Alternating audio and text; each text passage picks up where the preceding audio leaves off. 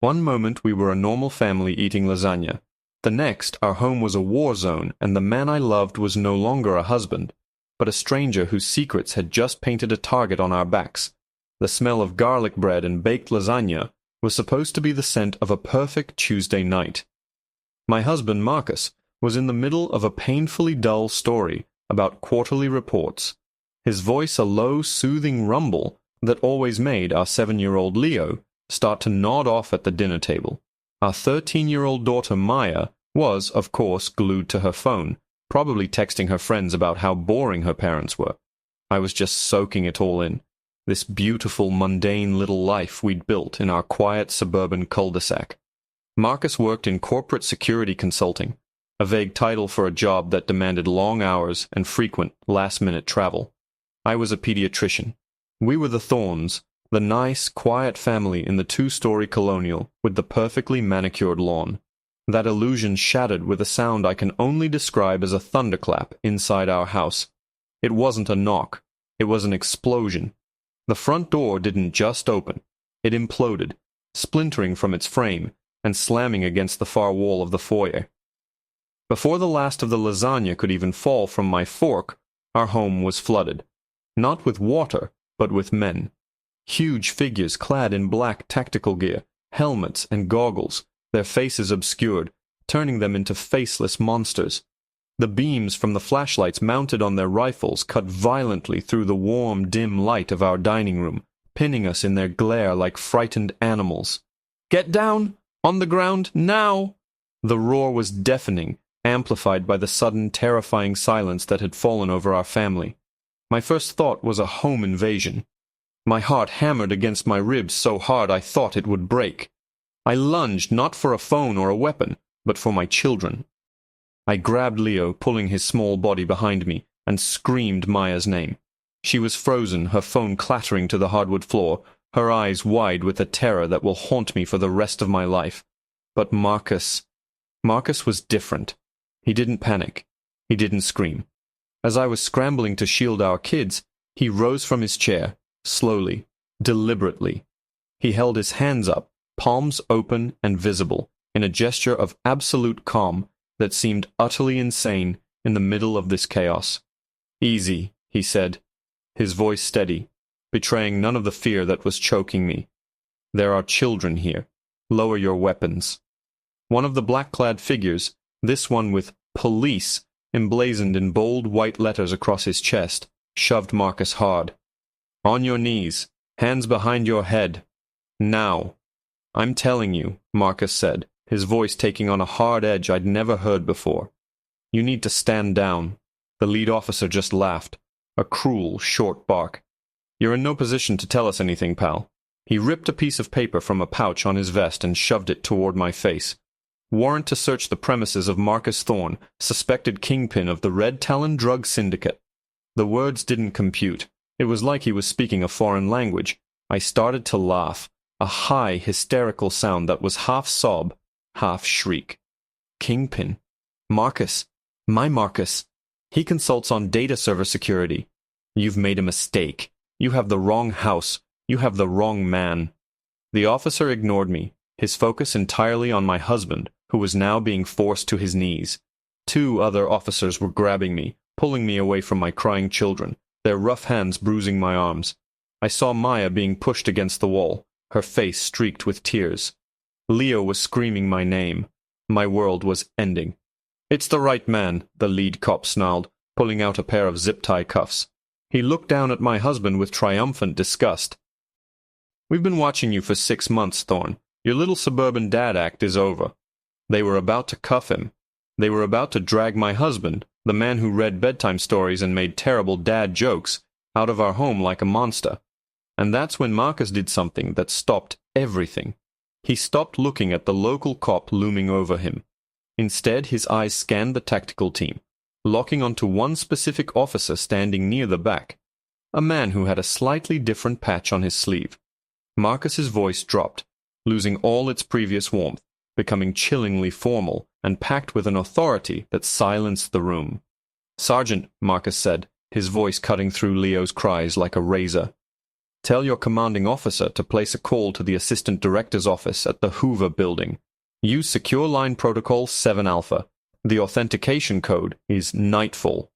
The lead cop scoffed, yanking Marcus's arm. "What the hell is that supposed to be? Movie talk. Shut up and—" But the sergeant, the man Marcus had spoken to, had frozen solid. His eyes widened behind his tactical goggles. He didn't move. He didn't speak. He just stared at my husband.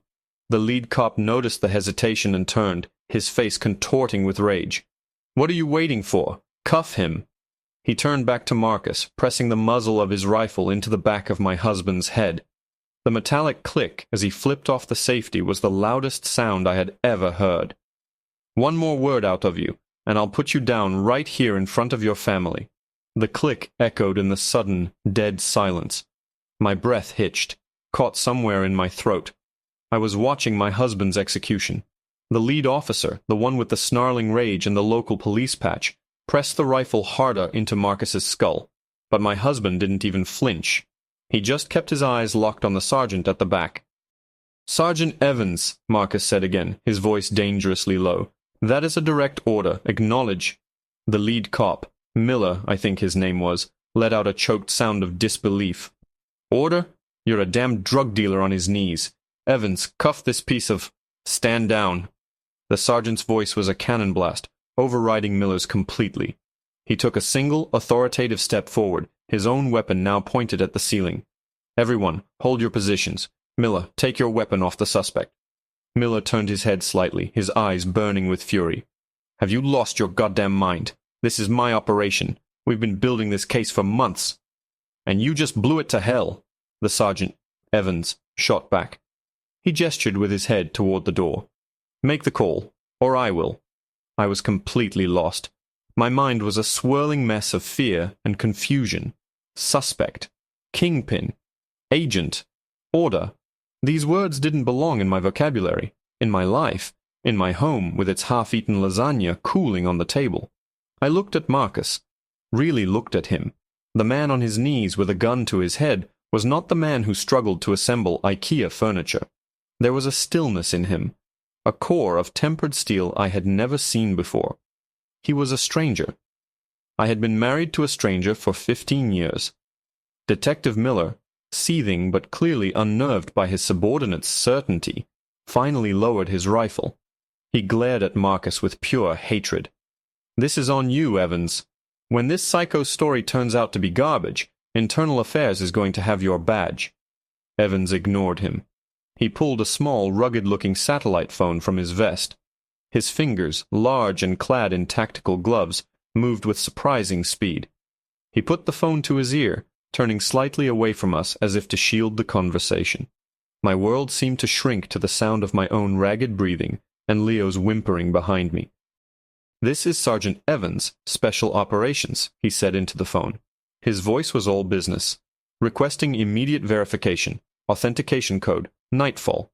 There was a pause. I watched as every trace of color drained from the man's face. He suddenly stood ramrod straight, as if a general had just walked into the room. "Yes, sir," he said, his voice now hushed, deferential. "Yes, he's here. He is secure." Another long pause. Evans's eyes darted around our ruined dining room, at the splintered door, at my terrified children, at me. A look of profound horror dawned on his face. "Understood, sir," he whispered. "We are standing down. We will secure the outer perimeter and await your arrival." "Yes, sir." He ended the call and slowly turned around. The air in the room had changed. The aggressive, chaotic energy was gone, replaced by something much heavier. Dread. The tactical officers, who had been tensed and ready for violence moments before, now shuffled awkwardly, their weapons held loosely at their sides. They wouldn't look at Marcus. They wouldn't look at any of us.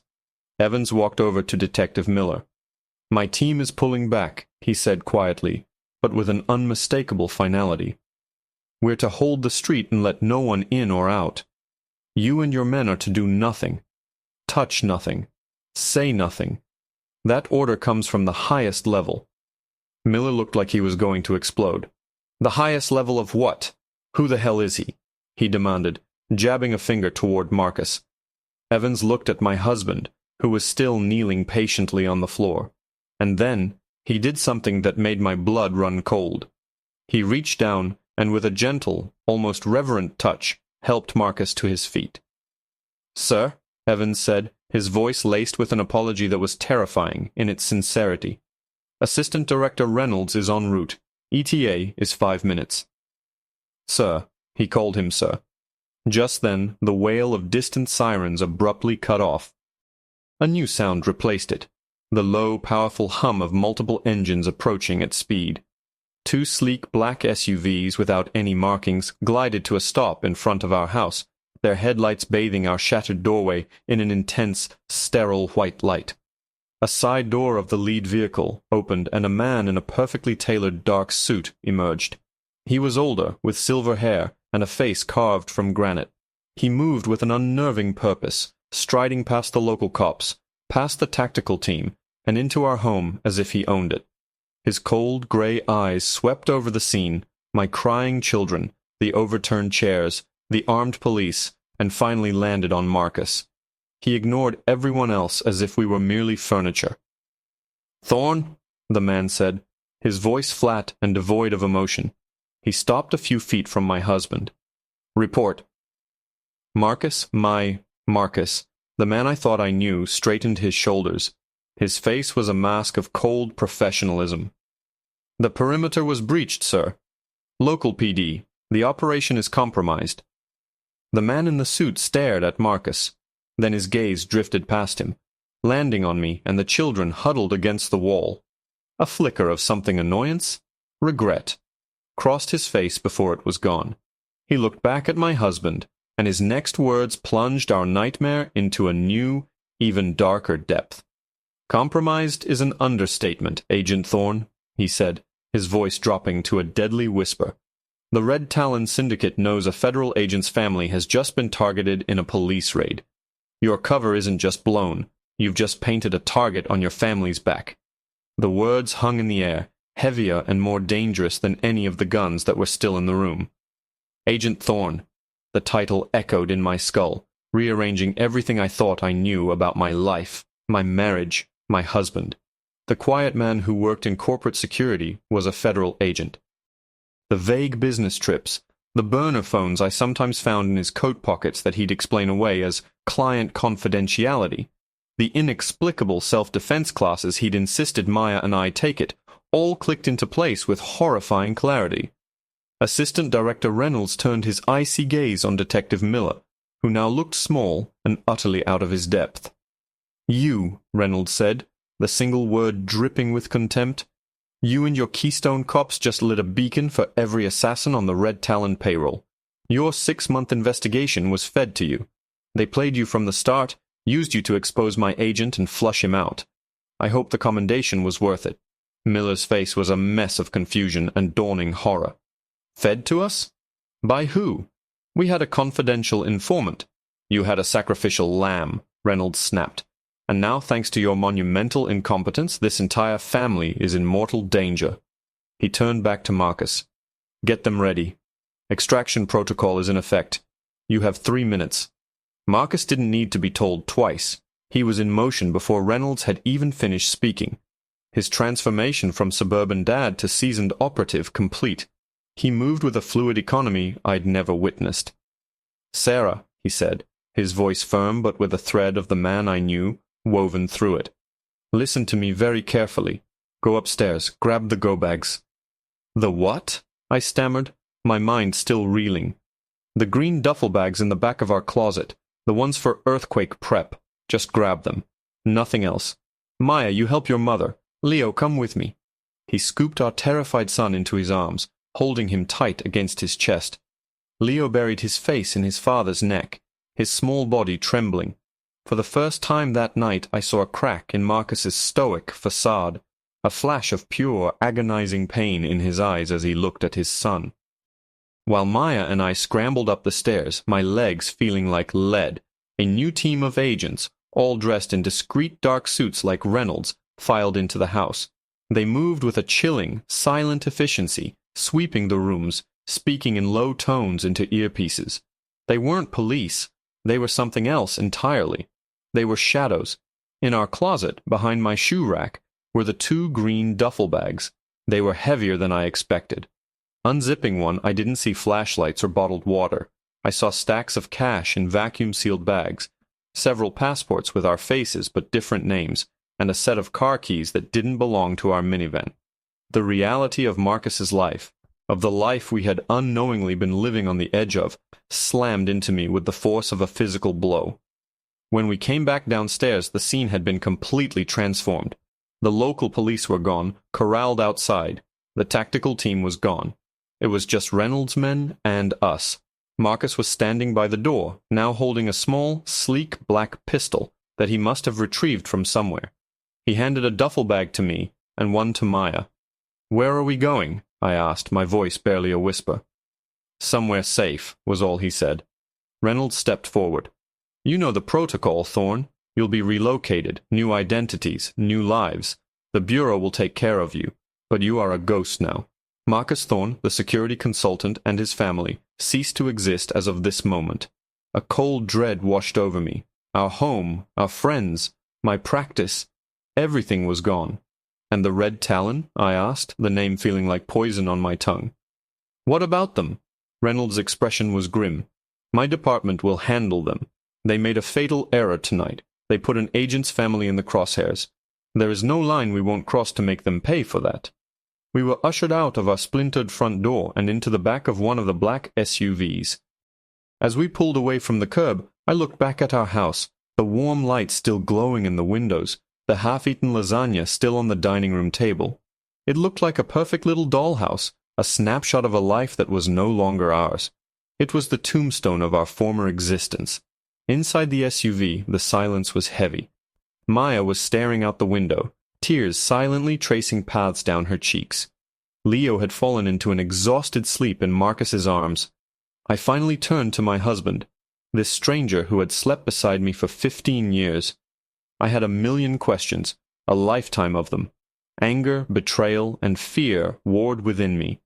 But as I looked at his face, illuminated by the passing streetlights, I saw the immense weight he was carrying. He wasn't just a government agent. He was a husband and a father who had been living a lie to protect us. A lie that had just spectacularly failed. He must have felt my eyes on him because he turned his head and met my gaze. The apology, the regret, the fear for us, it was all there. He reached out and took my hand, his grip firm and grounding. "Sarah," he said softly, his voice full of a pain that mirrored my own. "I'm sorry. I am so, so sorry. I promise you, I will spend the rest of my life making this right. I will keep you safe." And looking into his eyes, the eyes of the stranger I loved, I knew he would. Our old life was over, destroyed in a hail of splinters and shouted commands. We were heading into an unknown, terrifying future. But we were together. We were a family. And for now, in the sterile silence of that government SUV speeding toward a new life, that was enough.